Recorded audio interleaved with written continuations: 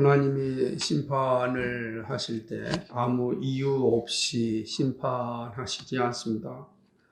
하나님의 본성에, 하나님의 속성에 어긋나기 때문에 그렇습니다. 하나님은 공의의 하나님이시기 때문에 심판을 하실 때도 반드시 하나님의 공의가 작동합니다. 그러니까 하나님의 공의에 의하여서 하나님은 심판하신 것입니다. 하나님께서 이제 남종 유다를 심판하실 때도 하나님은 정확하게 그 공의에 입각하여서 이스라엘 백성들을 심판하는 것입니다. 오늘 그 사실을 에스겔 선지자를 통하여서 오늘 보여주고 있습니다. 하나님은 에스겔을 향하여서 유다의 죄가 참으로 많다라고 지적을 합니다. 17절에 보니까 유다 족속이 여기서 행한 가증한 일을 적다 하겠느냐 이렇게 반문하십니다. 많다는 거죠. 너무 많다는 거죠. 내가 이렇게 심판하는 건 도저히 용서가 안 된다라고 하는 것입니다. 그들이 행한 죄가 너무 많다. 이걸 이제 함의하고 있는 말씀인 것입니다. 하나님은 용서해 주고 싶어도 난 용서해 줄 수 없다. 이렇게 선언하십니다. 도대체 유다 족속들이 범하고 있는 죄가 얼마나 크기에 하나님은 이렇게 강력하게 말씀하시는 것일까? 우리 그 사실을 좀 생각해 보고자 합니다. 하나님은 에스겔 선지자를 이끌어내십니다.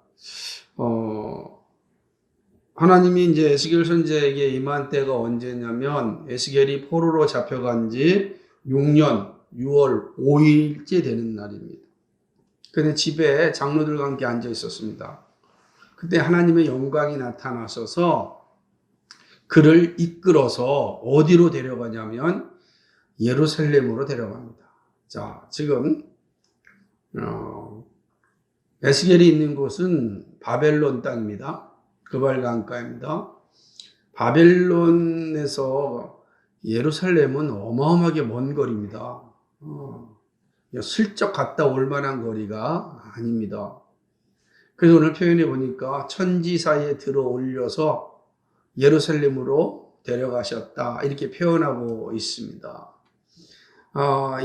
에스겔을 데려가시는 하나님의 형상을 표현하기를 불꽃 같은 형상으로 표현했는데 단새, 아주 단단한 쇠인데 그 위는 불이 붙어 있고 그 밑은 광채가 난다 이렇게 되어 있습니다. 그러니까 이 모습을 상상을 해 보십시오. 엄청나게 하나님의 심판자로서의 하나의 모습을 표현하고 있는 거예요. 광채가 빛나니까 환해지겠죠. 그 앞에서 숨길 게 하나도 없겠죠. 다 드러나죠? 그 드러난 죄에 대해서 불로써 다 심판하시는 겁니다. 그러면 피할 자가 아무도 없는 그런 모습입니다. 그렇게 이제 이게 느껴질 정도로 지금 하나님이 에스겔에게 나타나셨고 그런 모습으로 에스겔을 데리고 이제 예루살렘으로 가는 것입니다. 하나님은 에스겔의 머리를 잡고 또 그렇게 표현되어 있어요. 한숨을 잡고 성령께서 그를 들으셔서 예루살렘으로 갑니다. 그리고 예루살렘 성 안에 이제 특별히 성전 곳곳을 이제 보여주면서 내가 왜 이스라엘 백성 유다를 향하여서 심판하는지를 이제 알려주시는 겁니다. 첫 번째 데려간 곳이 어디냐면은 그것은 바로 투기를 격발하는 투기의 우상이 있는 장소입니다. 그는 예루살렘 안뜰에 있는 북향한 문이죠. 거기 보니까 예루살렘 안이잖아요. 그런데 거기에 투기의 우상이 있습니다. 이 투기의 우상은 질투를 유발하는 우상을 얘기하는 겁니다. 이 우상이 거기 있는 거예요. 하나님은 6절에 이 투기의 우상을 섬기는 이들로 말미암아 내가 성소를 떠났다라고 말씀하는 것입니다. 하나님이 성소에 계시는데 하나님이 성소에서 떠났습니다. 그렇다고 한다면 그 성소는 어떤 곳이 될까요? 그건 아무 의미가 없는 장소가 되는 것입니다. 성소는 하나님의 영광이 가득한 곳이고 하나님의 임재가 있는 곳입니다. 근데 하나님께서 성소를 떠났다는 것이죠. 하나님의 영광이 떠난 그러한 성소는 빈 껍질입니다. 아무 가치가 없는 공간입니다. 아무리 금과 은으로 화려하게 장식을 해 놓았다 할지라도 하나님과 아무 관계가 없는 것입니다. 왜냐하면 하나님께서 그것을 떠났기 때문에 그렇습니다. 하나님이 떠난 이유가 무엇입니까? 바로 우상숭배입니다. 우상숭배. 이 우상숭배로 말미암아 하나님은 성소를 떠났습니다. 그 떠난 첫 번째 우상이 앞서 살펴봤던 투기의 우상입니다. 투기의 우상, 질투를 유발하는 우상이라고 하는 거죠. 이 질투를 유발하는 우상이 누굴까? 일반적으로는 므낫세 왕이 세운 아세라 목상을 의미합니다. 아세라 목상은 이 아세라 우상은 풍요의 신이거든요. 질투를 유발하는 욕정의 신이라 이런 이제 별명을 가지고 있습니다. 히스기야 왕이 이 예루살렘 성전을 전부 다 청결케 하면서 이 아세라 목상을 비롯해서 모든 신전들을 없애버렸습니다. 그런데 그 아들 므낫세가 와가지고서 아버지가 없앴던 이 신전들을 다시 세웁니다. 그 가운데 하나가 바로 이 아세라 상인 것입니다. 열왕기하 2장 3절에 잘 나타나 있습니다. 이 첫 번째 우상입니다. 두 번째 우상은 뜰 문에서 벌어지는 일입니다. 하나님께서 에스겔을 뜰 문으로 데려갔는데 거기에 구멍이 있습니다. 근데 그거를 보고서 그 문을 헐라고 이야기합니다. 헐었더니 거기에 비밀의 방이 있는 것입니다. 그 비밀의 방에서 어떤 일이 이루어지고 있냐면 70명의 장로들이 70명의 장로들입니다. 이 70인 장로들이 모여가지고서 온갖 곤충과 짐승들을 벽에다가 그려놓고 거기에 향을 피우고 우상숭배를 하는 겁니다. 이들이 우상숭배하면서 무엇이라고 얘기하면 하나님 우리를 떠났다 이렇게 얘기합니다. 하나님이 우리를 돕지 않는다라고 하면서 장로들이 모여서 우상숭배를 하는 모습을 에스겔에게 보여줍니다. 투기의 우상만 봐도 끔찍한데 70인 장로들이 우상합니다. 근데 하나님 뭐라고 말씀하시냐면 이건 별거 아니다니까 더 가증한 일을 보여주겠다 이렇게 또 말씀을 하는 겁니다. 그러면서 세 번째 여인들이 우상숭배를 보여줍니다. 하나님은 에스겔을 여호와의 전 분문으로 데려갑니다. 거기에 가보니까 여인들이 딥무스를 위하여 우상숭배합니다. 14절에 있는 거죠. 딥무스는 곡물을 주관하는 바벨론의 신입니다. 그러니까 먹을 것을 달라고 이들이 하나님을 향하여 예배하고 기도하는 것이 아니라 바벨론의 신을 위하여 예배하는 겁니다. 여러분 잘 한번 이 상황을 보십시오. 여러분 없고 힘들 때 여러분 누굴 찾아가시겠습니까? 누굴 찾아가셨습니까? 뭐 이렇게 질문합니다. 누굴 찾아가야 하겠습니까? 그죠? 이 질문에 대해서 여러분 어떻게 답을 하시겠습니까? 지금 이스라엘의 여인들은 나라가 힘들고 어렵고 또 곡식이 흉년이 들고 하니까 이들이 행한 행위가 뭐냐면 창조주 하나님께 찾아간 것이 아니라 곡물의 신이라고 하는 딥무스에게 가서 우상숭배를 한 겁니다. 그런데 이 딥무스 바벨론 신을 제사할 때는 그 신전에서 아주 음란한 행위를 통하여서 제사를 드렸습니다. 그러니까 이게 하나님의 전에서 지금 딥모스에게 제사를 드리고 있는 장면이 단순히 제사만 드리는 것이 아니라 거기에는 음란한 행위가 함께 있는 겁니다. 얼마나 가증한 일입니까? 그런데 하나님께서 에스겔에게 이렇게 이야기합니다. 그것은 별거 아니라는 겁니다. 또 가증한 일을 더 보여주겠다라고 이야기하는 것이죠. 그 네 번째입니다. 네 번째는 여호와의 전 안뜰에 들어갑니다. 여호와의 전 안뜰에 들어갔는데 거기서 어떤 일이 벌어지고 있냐면 25인이 태양신을 숭배하고 있는 겁니다. 자, 여호와의 전 안뜰 아무나 들어가는 거 아니죠? 누가 들어가겠어요? 제사장들이 들어가는 겁니다.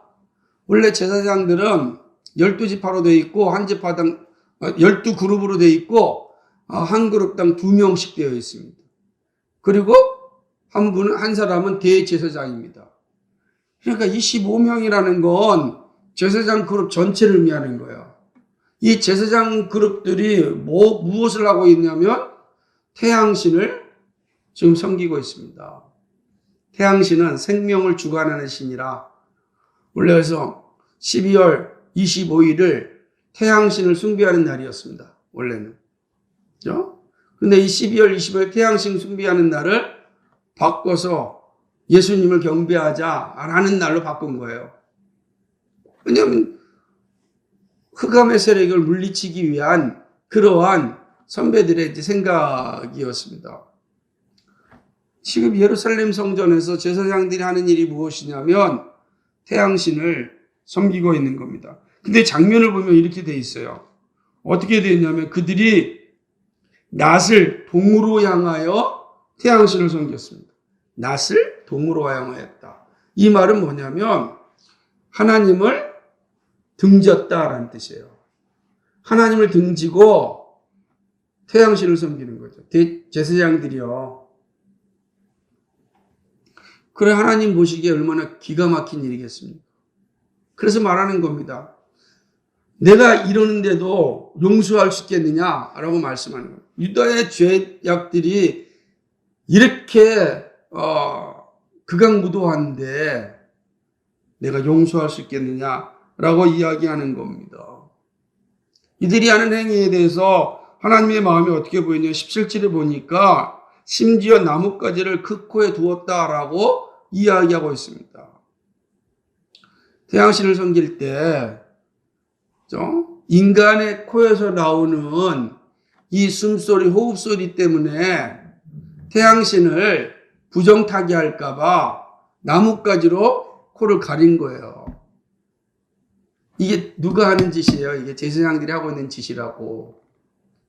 그러니 하나님 보시기에 얼마나 기가 막히겠습니까? 이걸 지금 누구한테 보여주는 겁니까? 에스겔에 보여줍니다. 그러면서 18절에 이렇게 얘기합니다.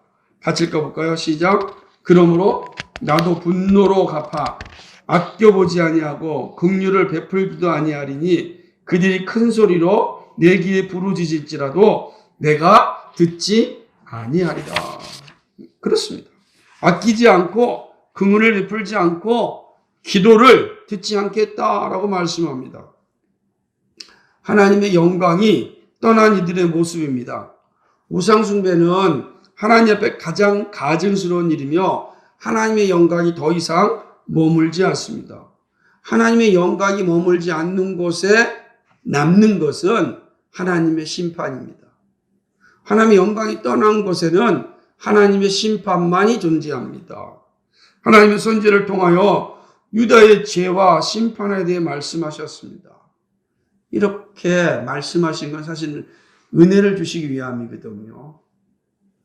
결국은 이스라엘 백성들은 이 하나님의 말씀을 듣지 않으므로 심판에 이르게 되었고 나라는 초토화가 되었고 예루살렘 성전은 완전히 파괴되었습니다. 더 이상 세워지지 않는 성전이 되어버리고 만 것입니다.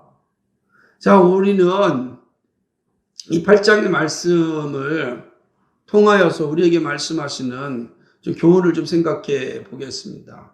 세 가지인데요. 첫째는 우상숭배는 하나님의 영광을 떠나게 한다라는 사실입니다. 우상숭배를 할 때 사람들은요, 대수롭지 않게 시작합니다. 뭐 이 정도면 됐지라고 생각하면서 우상숭배를 시작합니다. 우상숭배를 처음부터 거창하게 시작하지 않고 아주 작게 시작해서 마침내 하나님을 질투하게 만드십니다. 하나님은 질투하시는 분입니다. 그렇게 말씀하셨잖아요. 나는 질투하는 자라. 그 죄에 대해서 반드시 심판하신다 이렇게 말씀하시는 거죠. 이런 겁니다. 야, 오늘 꿈이 너무 좋더라. 꿈에 돼지를 보았고 똥을 밟았다. 오늘 정말 좋은 일 있을 거다. 이렇게 생각을 갖는 겁니다. 아니, 꿈에 돼지를 보고 똥을 밟았는데 왜 좋은 일로 생각합니까? 도대체 누가 그런 말 하겠습니까? 대한민국 외에는 전 세계에서 그런 생각 갖고 있는 사람이 없습니다. 그렇죠. 그러니까 우리만 가지고 있는 이 문화에 속아서요. 그렇게 우리의 영혼을 빼앗겨 버리고 마는 겁니다. 그러고 그냥 너도 나도 할 수 없이 뭐 복권을 산다든지 로또를 한다든지 이런 짓을 행하는 것이죠. 하나님의 인도하심은 중요하지 않아요. 내가 꿈에 돼지를 보았고 똥을 밟았다는 것이 더 중요한 겁니다.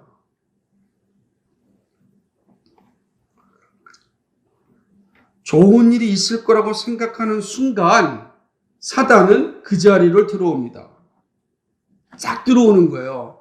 그래서 그 자리에 들어와서 이제 나가지 않습니다. 그래서 무슨 일만 생각되면 이 사단이 우리를 하나님의 말씀과 관계없는 길로 인도해 갑니다.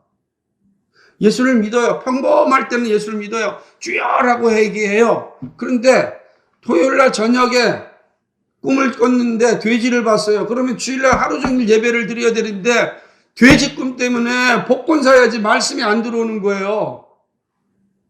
얼마나 기가 막히게 사단이 이용을 잘합니까? 그러니 왜 목사님이 설교를 오늘따라 길게 하냐고 빨리 나가서 좀 복권 사야 되는데 이게 사단이 하는 일에 싹 들어와가지고 여러분 차라리 로또를 사려면요 통계로 사는 게 낫습니다. 그냥 통계로 사세요. 이게 뺑뺑뺑 돌다가 통계 중에 통계적으로 나오게 돼 있잖아요. 아 통계 중에 하나다라고 사는 게 나은 거예요. 사세요 그냥 차라리. 돼지 봤다고 똥 밟았다고 사지 마시고 타로 점 보는 것도 동일합니다. 젊은이들이 어떤 사람들이 재미로 본다고 합니다. 근데 그 순간 사단이 우리를 지배합니다. 사단은 우리의 영적 상황을 너무나 잘 알고 있었습니다. 잘 알고 있습니다. 그래서 기회를 노리고 있는 거예요. 그리고 재미로 본다는 그 순간 들어와서 재미가 우리의 일상이 되고 일상이 우리의 영혼을 빼앗는 일을 하게 하는 것입니다. 우상 숭배에 빠지면 더 이상 하나님의 영광을 생각하지 않습니다. 투기의 우상에 빠지면 어떻게 되겠습니까? 질투를 자극하는 우상에 빠지면 누구도 행복하지 않습니다. 사촌이 땅을 사면 질투가 나서 참지 못합니다. 친구와 이웃이 잘 되면 화가 납니다. 더구나 악한 일들이 잘 되면 질투가 더 심해집니다. 여러분 이런 거에 빠지면 정신이 없는 거예요.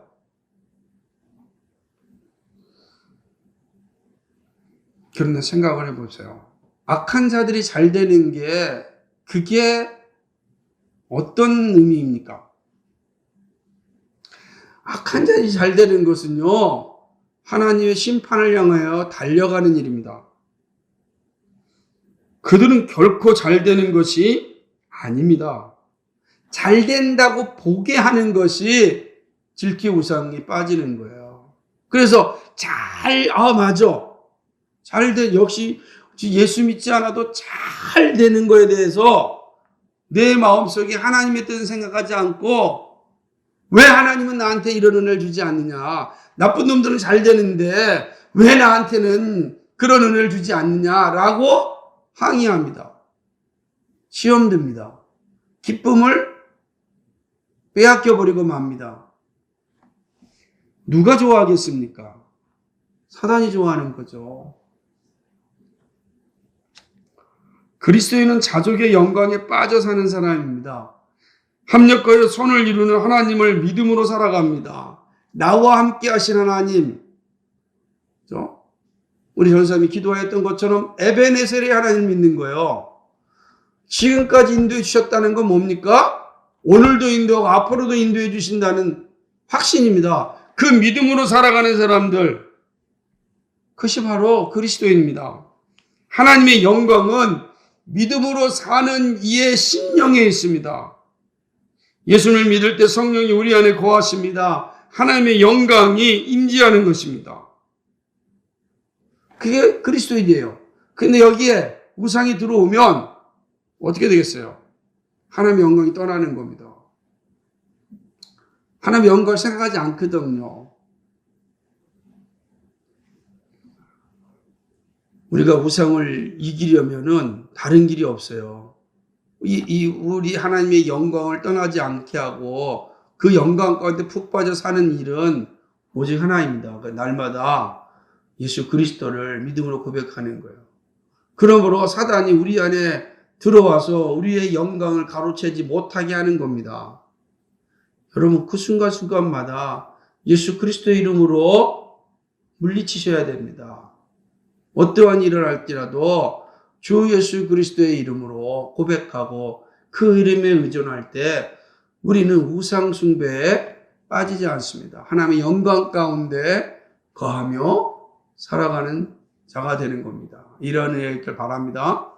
두 번째는요, 하나님은 은밀한 가운데 진행되는 우상 숭배도 아십니다. 반드시 심판하십니다. 이 말은 특별히 먼저 믿은 사람들, 직분자들, 목사들에게 하는 말입니다. 70장로들은 은밀한 곳에서 아무도 모르게 자기들끼리 우상 숭배하였습니다. 나라의 지도자들 아닙니까? 믿음의 지도자들 아닙니까? 이들이요, 다른 성도들한테 보이지 않고 자기들끼리 모여서 우상 숭배합니다. 제사장들은요, 아무도 들어올 수 없는 여호와의 전뜰 안에서 우상 숭배합니다. 그러니까 아무도 보지 않죠. 밖에서는 거룩한 척하고 있는데 속에서는 우상 숭배하고 있는 겁니다. 무섭지 않습니까? 겉모습은 거룩합니다. 그런데 은밀하게 우상 숭배합니다. 저는 목사에게 이 마음을 잘 압니다. 은밀하게 죄에게 포로 잡힐 때가 있습니다. 장로, 권사가 새해만 되면 아무도 모르게 점을 보러 갑니다. 누구도 모르죠. 점 보러 가는 사람이 많대요. 은밀하게 행하죠. 대놓고 점 보러 가지 않아요. 그죠? 권사라고 하는 사람이, 장로라고 하는 사람이 대놓고 점 보러 가지 않겠죠. 보러 가려면 은밀하게 가겠죠. 아무도 모르게.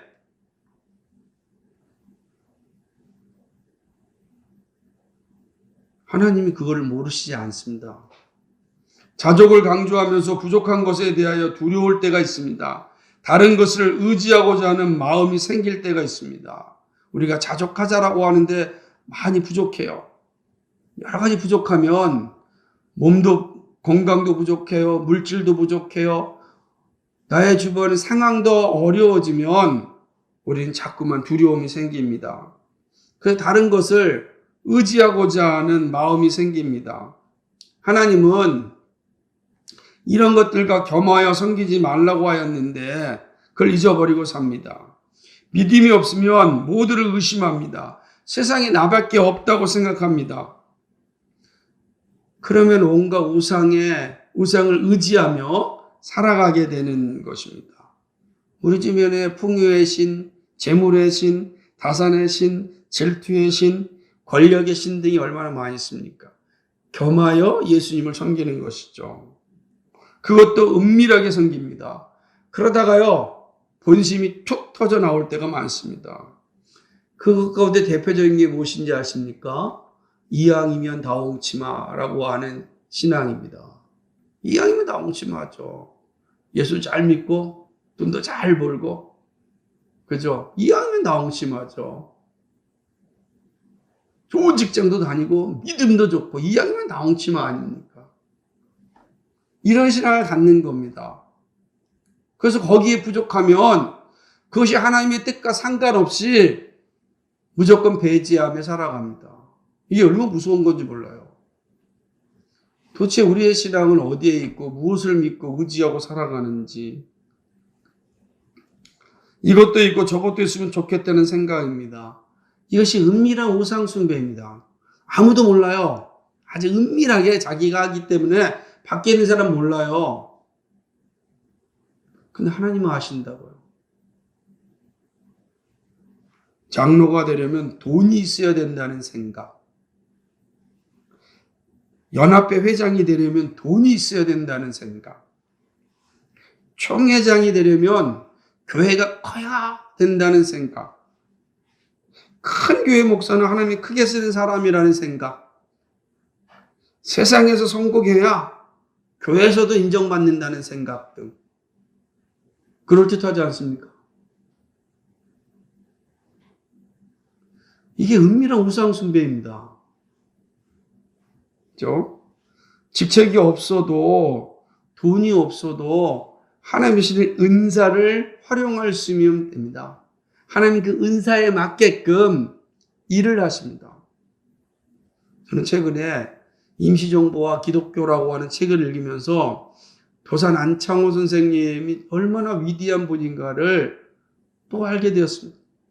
참 귀한 믿음의 선배가 있다라는 것이 얼마나 귀한 일인지 모릅니다. 그분은요, 대통령의 자리에 갈 수 있는 영향력도 있었고 능력도 있었고 존경도 받았습니다. 그런데 독립이라는 큰 대의에 의해서 하나님 믿는 자로서 그 모든 걸 다 내려놓습니다. 그리고 우리로 얘기하면은 국무위원회 들어가도 차장급이 아니라 국장급 자리를 갖습니다. 사람들이 그 자리에 가면은 도산 안창호 선생님의 격에 맞지 않으니까 우리 노동국을 노동부로 올립시다 라고 제안을 합니다. 그때 안창호 선생님은 그거에 대해서 단호하게 거절합니다. 나의 목적은 나라를 독립하는 것. 그것이 바로 안창호 선생님 주신 하나님의 마음입니다. 그런 내가 여기에 권력을 갖고자 한다면 나는 내 하나님 주신 그 의의를 온전히 이루지 못하는 거니까 다 포기합니다. 그리고 가장 낮은 자리로 내려갑니다. 그가 꿈꾸는 나라는 정직과 공의와 사랑과 평화가 있는 나라였습니다. 정말 하나님의 마음을 가진 사람은 이렇게 해야 되는데 은사에 따라서 쓰임을 받아야 된다라고 이야기합니다. 옹양 영운용 선생님은 해방 공간에 여러 가지 어려운 상황 가운데 있을 때 자기의 정적이었던 우당 이승만에게 조선인민공화국의 대통령이 될 것을 제안을 합니다. 이거 있을 수가 없는 거죠. 근데 하나님의 마음이 그들을 움직이지 않았다면 이게 가능하였을까라는 생각을 해봅니다.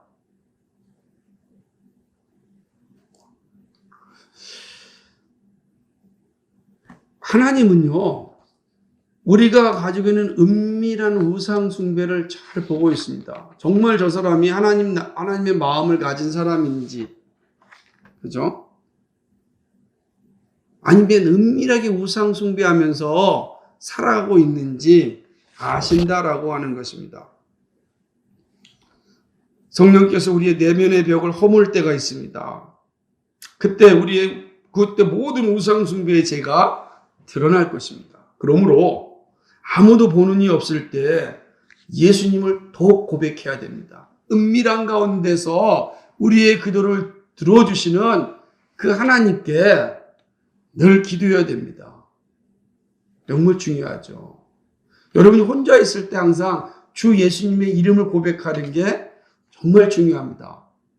그것이 은밀한 우상 숭배에 벗어나는 길입니다. 이런 은혜가 있길 바랍니다.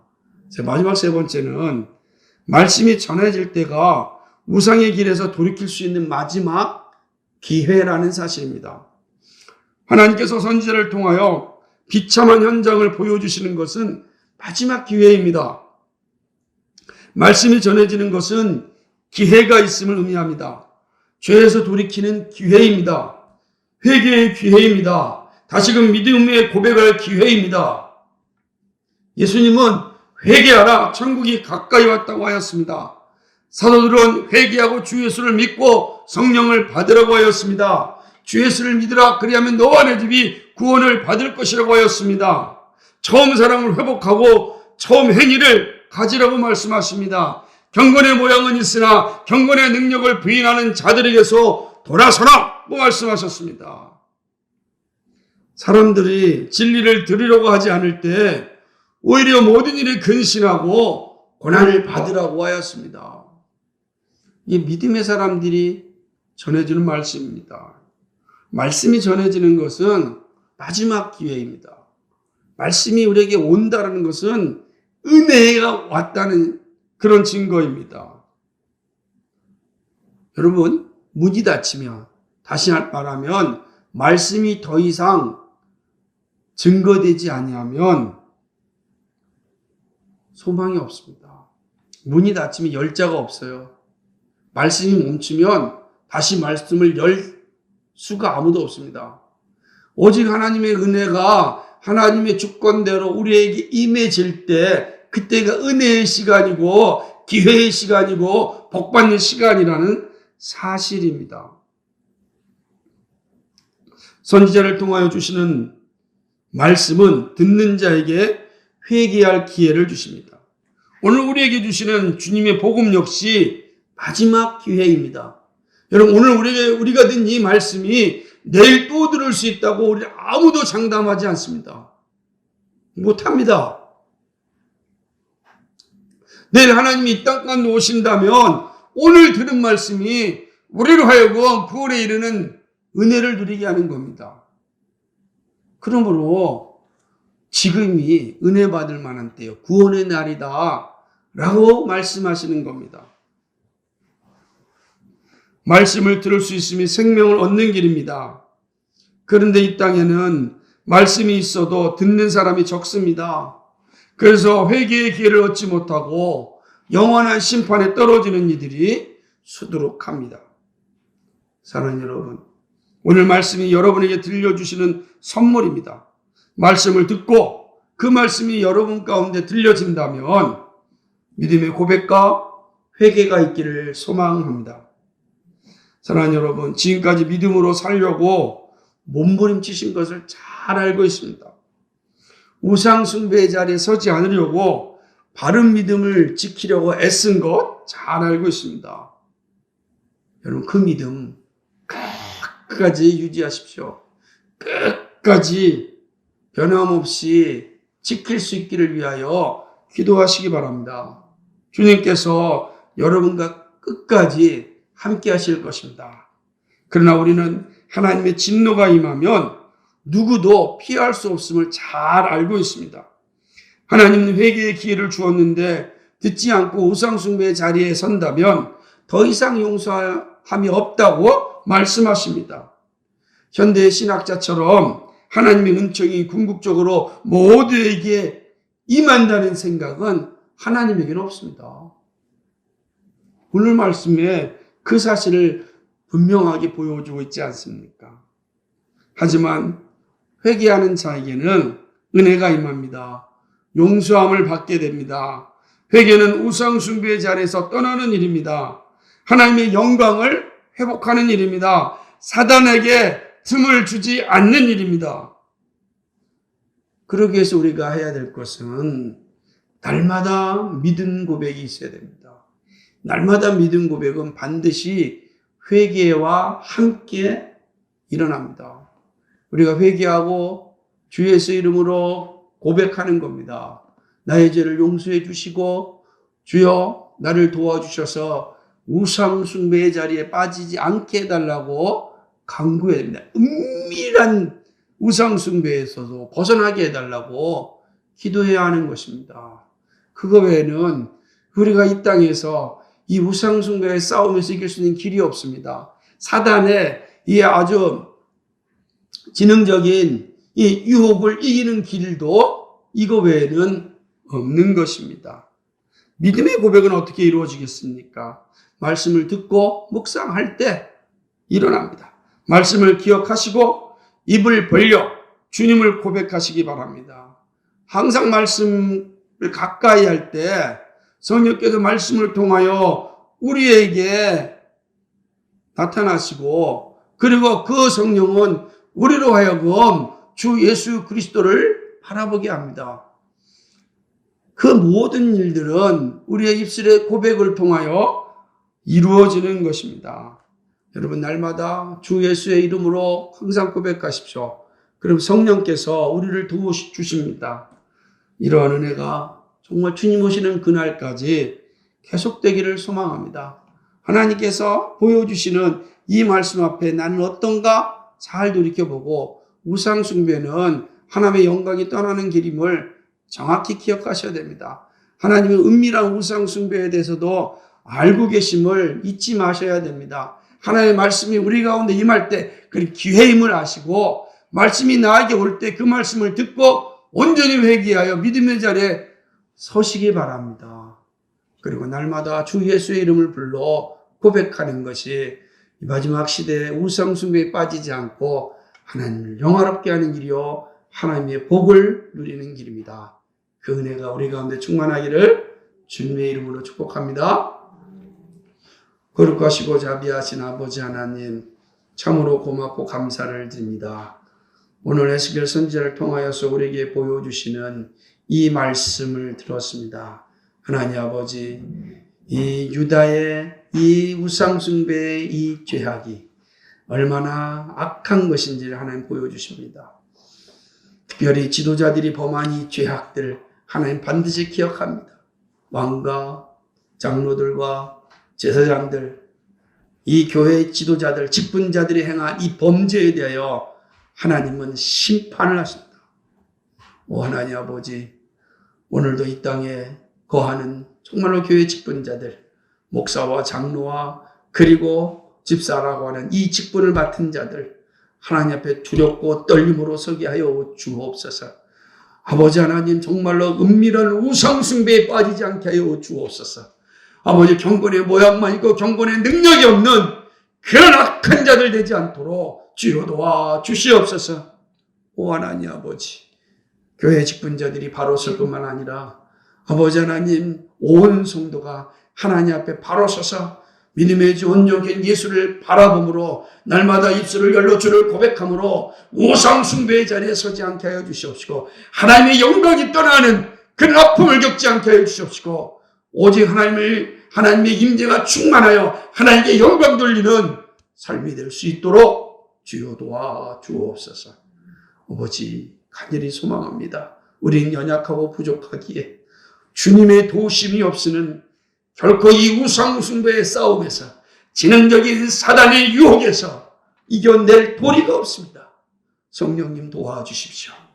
도와주십시오. 그리하여 이기게 하여 주시옵시고 주님 맞이하는 신앙 되게 하여 주옵소서.